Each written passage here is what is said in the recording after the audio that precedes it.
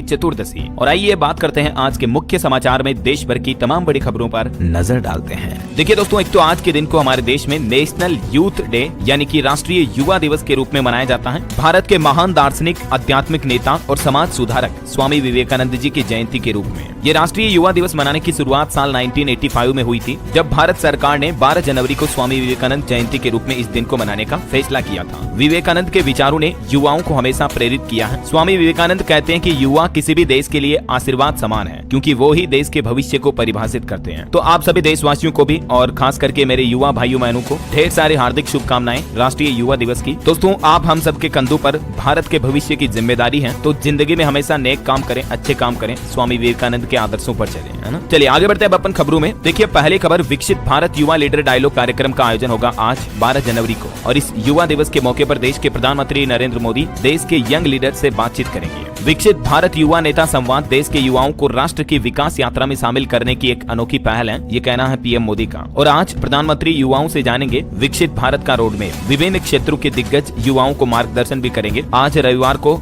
युवाओं से साल 2047 के विकसित भारत के रोड मैप को जानेंगे पीएम मोदी। और भी देश भर के अलग अलग राज्यों में आज युवा दिवस के मौके पर कई कार्यक्रम होंगे। मध्य प्रदेश के लिए भी ये युवा दिवस ऐतिहासिक होगा। मुख्यमंत्री डॉक्टर मोहन यादव करेंगे स्वामी विवेकानंद युवा शक्ति मिशन का शुभारंभ भी, और एक नया Guinness book of world record बनाया जाएगा आज एमपी में। विश्व की सबसे बड़ी 3D रंगोली भी बनाई गई है। चलिए आगे बढ़ते हैं अपन खबरों में। देखिए आप, कल 13 जनवरी को पीएम मोदी जम्मू कश्मीर जाएंगे, यहाँ सोनमर्ग टनल का उद्घाटन करेंगे। कल सोमवार को जम्मू कश्मीर का दौरा करेंगे, और ये जो नई सोनमर्ग टनल की सौगात देंगे पीएम मोदी, ये टनल जम्मू कश्मीर के लिए बहुत ही फायदेमंद टनल होगी। दोस्तों, 12 किलोमीटर लंबी ये परियोजना 2700 करोड़ रुपए से ज्यादा की लागत से तैयार हुई है, और ये श्रीनगर और लद्दाख के बीच कनेक्टिविटी को बढ़ाएगी। इससे जम्मू में पर्यटन को बढ़ावा मिलेगा और क्षेत्रीय आर्थिक विकास भी बढ़ेगा, है ना। चलिए अगला अपडेट देखिए। देश के करोड़ों किसान भाई लोगों के लिए दो बड़ी खबर आ रही है। पहली तो ये कि बजट को लेकर कृषि मंत्री ने अपनी कुछ मांगे रखी है, और दूसरा एमएसपी पर किसान संगठनों ने भी क्या कहा, देखिए जरा आप। एक तो कृषि और ग्रामीण विकास मंत्री शिवराज सिंह चौहान ने वित्त मंत्री निर्मला सीतारमण से कृषि क्षेत्र को बढ़ावा देने तथा किसानों की आय बढ़ाने के लिए अपने मंत्रालय के बजट प्रस्तावों पर बातचीत की, और एमएसपी के मुद्दे पर जो किसानों में नाराजगी देखी जा रही है, इस मुद्दे को भी कृषि मंत्री ने देश की वित्त मंत्री के सामने रखा। तो उम्मीद है दोस्तों, बजट में किसान भाई लोगों के लिए सरकार कुछ अच्छे फैसले ले सकती है। एक रिपोर्ट तो ये आ रही कि किसानों को बजट में बड़ी राहत देने की तैयारी में है सरकार। क्रेडिट कार्ड पर अब 5 लाख रुपए तक का ऋण मिल पाएगा किसान भाई लोगों को। इसके अलावा भी बजट 2025 में आम आदमी के लिए मुफ्त आय का दायरा बढ़कर 10 लाख रुपए तक किया जा सकता है। मध्यम वर्ग को राहत दे सकती है सरकार टैक्स वगैरह में भी। 1947 से लेकर साल 2024 तक के बजट में इनकम टैक्स यानी आयकर का सफर अब तक कुछ यूं रहा। जब हमारा देश आजाद हुआ तब 1500 रुपए तक की आमदनी टैक्स फ्री थी। उसके बाद ये लिमिट को बढ़ाई गई। अभी आपको पता होगा 5 लाख रुपए तक इनकम टैक्स फ्री है हमारे देश में, है ना। चलिए पेंशन को लेकर अगली बड़ी खबर आ रही है। ईपीएस के तहत न्यूनतम पेंशन को भी 7500 रुपए करने की मांग की गई। पेंशन धारकों ने वित्त मंत्री निर्मला सीतारमण से मुलाकात की, और इस दौरान उन्होंने अपनी ये मांग भी सामने रखी। तो उम्मीद है कि सरकार बजट में इस पेंशन को लेकर भी कुछ अच्छा फैसला ले सकती है। चलिए अगली खबर देखिए। भारत के लिए एक बड़े गर्व की बात है, भारत बिग डेटा की आधिकारिक सांख्यिकी के लिए बनी संयुक्त राष्ट्र समिति में शामिल हुआ। देख सकते हैं आप इसके बारे में डिटेल भी। और एक बड़ी दुख भरी खबर आ रही कि जनवरी के पहले 9 दिनों में ही देश के 4 बैंकर्स ने खुद की जान ले ली। बैंकिंग एक्सपर्ट का यह कहना कि अब सरकार को तुरंत जागना चाहिए, क्योंकि बैंकिंग कर्मचारियों पर काम का दबाव इतना ज्यादा होता है कि वो अपने कार्यस्थल के वातावरण से असंतुष्ट हो जाते हैं, और ये कुछ केस सामने देखने को मिले जब बैंकर्स जीवन में इतने फ्रस्ट्रेट हो जाते हैं। उम्मीद है सरकार अब बैंक कर्मचारियों को लेकर भी कुछ अच्छा फैसला लेगी। वहीं देखिए अगली खबर दोस्तों, नीरज चोपड़ा चुने गए साल 2024 के सर्वश्रेष्ठ भाला फेंक एथलीट। 5वें स्थान पर अरशद नदीम का नाम रहा, जो कि एक पाकिस्तानी जेवलिन थ्रोवर है। लेकिन भारत के लिए यह बड़े गर्व की बात रही है कि 2024 का सर्वश्रेष्ठ भाला फेंक अवार्ड नीरज चोपड़ा को मिला है।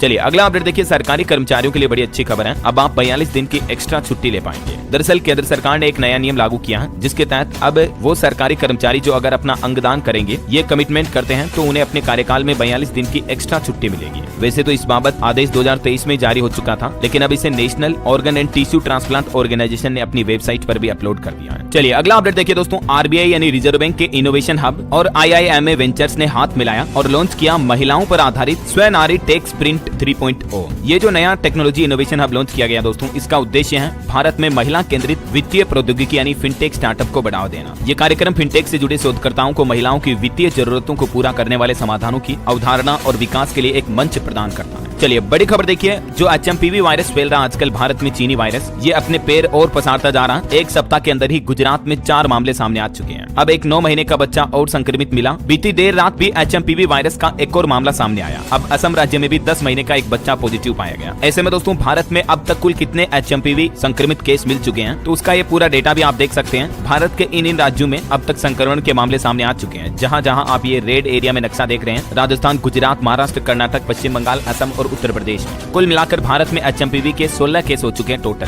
जिनमें गुजरात में सबसे ज्यादा 4 हैं और महाराष्ट्र में 3 मामले सामने आ चुके हैं। ये 16 ही केसों की लिस्ट आप देख सकते हैं, किन किन राज्यों में कुल कितने केस हैं। और HMPV वायरस को लेकर बिहार की नीतीश सरकार भी अलर्ट हुई। मॉक ड्रिल से परखी जाएगी ऑक्सीजन सिलेंडर की व्यवस्था भी अस्पतालों में। तो अभी ये माहौल चल रहा है HMPV को लेकर। आगे जो भी अपडेट आता मैं आपको बताता रहूंगा। फिलहाल देखिए आप अगली खबर। दिल्ली हाईकोर्ट ने एक बड़ा फैसला सुनाया, कहा कि माँ को भी शांति से जीने का हक है। और हाईकोर्ट ने बेटे बहू को बुजुर्ग महिला के घर से ही बर्खास्त कर दिया। दरअसल जो बेटा बहू अपने माँ बाप की सेवा नहीं करते हैं, बुजुर्ग दादा दादी की, या रोजाना उनके साथ लड़ाई झगड़ा करते हैं, तो ऐसे सभी लोगों के लिए ये चेतावनी भरी खबर है। दिल्ली हाईकोर्ट ने फैसला सुनाते हुए कहा कि ऐसे केस में बेटा बहू को चाहे तो बुजुर्ग माँ बाप घर से बेदखल कर सकते हैं, घर से बाहर निकाल सकते हैं, उन्हें लात की लगा के, क्योंकि ऐसे बेटा बहू किस काम के जो बुजुर्ग माँ बाप की भी सेवा नहीं कर रहे हो। और मैं तो कहता हूँ दोस्तों, ऐसे बेटा बहू को घर में रखना भी नहीं चाहिए जो आए दिन माँ बाप को परेशान करते हो, है ना। चलिए अगली खबर देखिए। मध्य प्रदेश में गर्जा मोहन यादव का बुलडोजर, महाकाल मंदिर के पास तोड़े गए 257 घर। बड़ी पुलिस फोर्स भी तैनात की गई है। ये कुछ तस्वीरें आप देख सकते हैं। मध्य प्रदेश के उज्जैन में पहले ही दिन 50 मकान और धर्मस्थल तोड़े गए। टोटल 250 से ज्यादा घर तोड़े जा रहे हैं। 2 हेक्टेयर जमीन खाली की जाएगी। भारी पुलिस फोर्स तैनात है। हालांकि यहाँ रहने वाले परिवारों को मुआवजा भी दिया जाएगा। और यूपी के संभल में भी कुछ ऐसा ही मामला देखने को मिला। SDM ने चलवाया बुलडोजर, जामा मस्जिद के पास में बनी दुकानें तोड़ी गई। 3 बीघा भूमि को कब्जा मुक्त कराया। ये तो मतलब अवैध भूमि पर कब्जा करके बनाई गई थी दुकानें, है ना। चलिए अगली बड़ी अच्छी खबर देखिए। भारतीय सेना, इंडियन आर्मी के लिए भारतीय सेना को मिला हिम कवच। DRDO ने लॉन्च की नई यूनिफॉर्म, जो कि जवानों को -60 डिग्री तापमान में भी ठंड नहीं लगने देगी। ये जवानों के लिए बहुत ही अच्छा इनोवेशन है वाकई में। DRDO यानी रक्षा अनुसंधान और विकास संगठन द्वारा ऐसे जवान जो कि जम्मू लद्दाख बॉर्डर पर या ठंडे बर्फीले इलाकों में तैनात रहते हैं ना,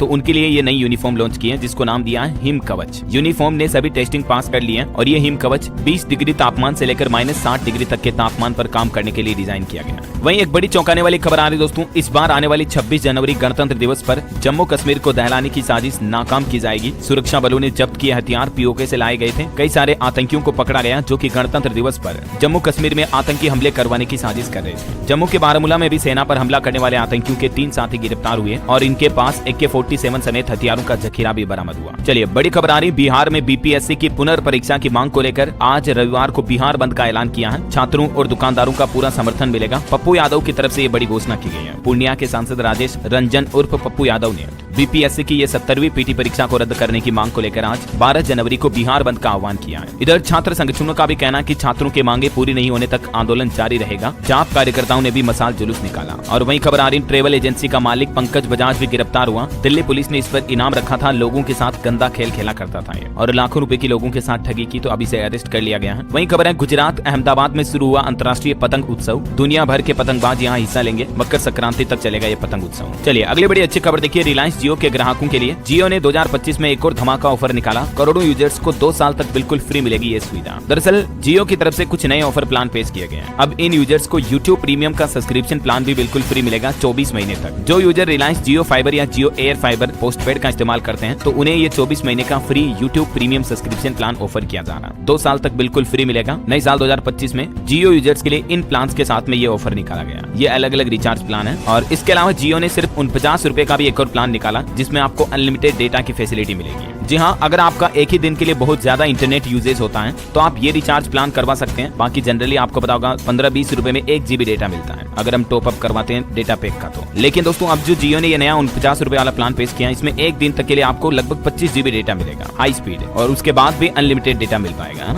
और BSNL कंपनी ने भी दोस्तों 84 दिन का एक स्पेशल प्लान लॉन्च किया है, जिसमें ग्राहकों को फ्री कॉलिंग और डेटा वाले 2 सस्ते प्लान भी निकाले हैं। एक 628 वाला और एक 215 रुपए वाला प्लान है। इनमें आपको और क्या क्या बेनिफिट मिलेंगे, जिनकी डिटेल भी आप देख सकते हैं स्क्रीन पर। चलिए अगला अपडेट आ रहा है दोस्तों। केक की तरफ से एक रिपोर्ट जारी की गई, जिसमें बताया गया कि नई शराब नीति से दिल्ली सरकार के खजाने को 2026 करोड़ रुपए का नुकसान हुआ। CAG द्वारा ये नई रिपोर्ट रिपोर्ट जारी की गई दिल्ली शराब नीति पर, जिसमें बताया गया कि केजरीवाल सरकार ने फैसलों पर एलजी की मंजूरी नहीं ली, शराब ठेकों के लाइसेंस में भी गड़बड़ी की गई, नेताओं को भी घूस खिलाई गई। दिल्ली विधानसभा चुनाव से 25 दिन पहले सीएजी की तरफ से ये चौंकाने वाली रिपोर्ट जारी की गई है और सीएजी द्वारा लगाए गए इन आरोपों पर केजरीवाल ने भी अपना जवाब देते हुए कहा कि शराब घोटाले में दिल्ली को 2000 करोड़ का नुकसान हुआ और आम आदमी पार्टी नेताओं को मिली रिश्वत। बीजेपी के आरोप पर आम आदमी पार्टी ने ये पलटवार भी किया। इधर गृह मंत्री अमित शाह ने भी कहा कि केजरीवाल ने अन्ना जैसे संत का इस्तेमाल किया, सत्ता में आकर भ्रष्टाचार के सारे रिकॉर्ड तोड़े, 5 फरवरी आपदा से मुक्ति का दिन है। तो ये दोस्तों दिल्ली विधानसभा चुनाव के साथ ही राजनीतिक बयानबाजी भी शुरू हो चुकी है। इधर बीजेपी ने भी शीश महल पर एक और गीत और पोस्टर जारी कर केजरीवाल पर निशाना भी साधा। और दिल्ली चुनाव का एक और अपडेट देखिए, संजय सिंह बोले कि प्रवेश वर्मा ने अपना एड्रेस देकर फर्जी वोटर आईडी की एप्लीकेशन दी, ऐसे फ्रॉड से जीतते हैं मोदी। तो वहीं इधर संजय राउत भी बोले कि महाराष्ट्र में भी निकाय चुनाव हम अकेले